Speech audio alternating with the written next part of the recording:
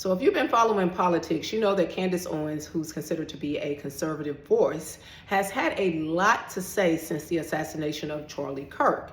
Now, a lot of people are split regarding Candace Owens. You have many people saying that she's being disrespectful to his now widowed Erika KIRK by questioning the events of what happened that led up to the assassination of Charlie Kirk.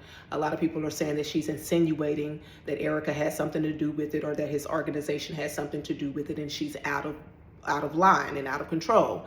And then you have people that are telling Candace Owens, go full max, okay, go max. And that line was actually used by Charlie Kirk to Tucker Carlson when he was telling Tucker Carlson to go full max on reporting about Israel. Because now we live in a day and age where people try to tell you what you can and cannot speak about. Okay, that's what you call controlling the narrative. And no one is above being questioned. No one is above critique except for the Almighty God.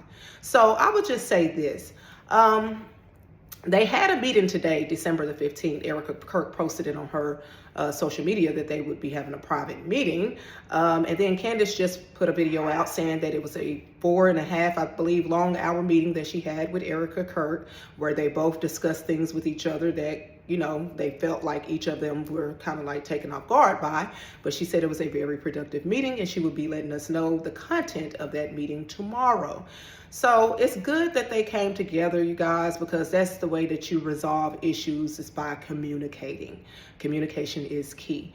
But I would just say this, personal stuff aside, because I've heard people say Candace is jealous of Erika. She wanted Charlie Kirk for herself. She got married after Charlie Kirk got with Erika and all of this stuff. Personal stuff aside, the thing that I care about is that she was questioning the narrative.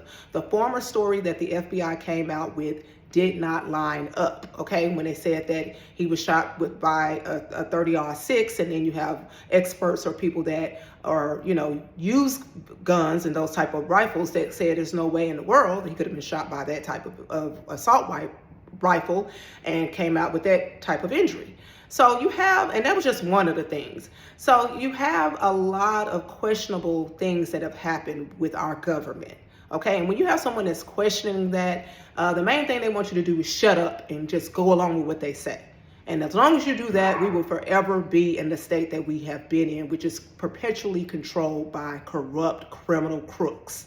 Okay, they need to be questioned. When you have a government that can put out a narrative saying that the former corrupt senile president that's on videotape committing quid pro quo and had a crackhead son that committed all type of reported crimes on his laptop from hell, but they covered it up trying to make it like it was a foreign government that was giving misinformation about that, and then it was found to be indeed false, that it was a foreign government, but it was actually his laptop.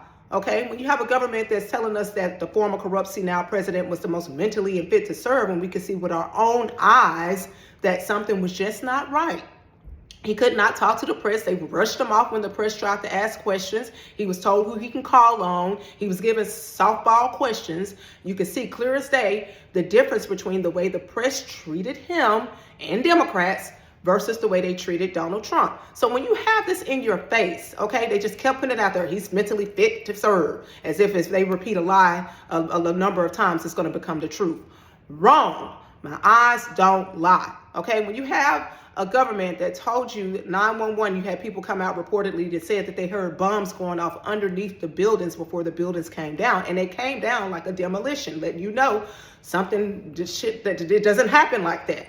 Okay, you question the narrative, and then all of a sudden you are the problem. Okay, just like with COVID-19, you had doctors and nurses, people that have spent many, many years studying the biology and life and medicine, that came out and said that they had effective treatment for this, and they were shut down and censored, and some of them even quit their job after years because they weren't allowed to practice in the best interest of their patient because of the government. So when you have a government that has been proven to be corrupt, it is not far-fetched that someone should question them. Okay, and nowadays they're bold as heck. They're like, we know we corrupt, and what can you do about it? Now, we may not be able to do much about it, but I know this. I know someone that can, and his name is Almighty God. And when he say enough is enough, the gig is up.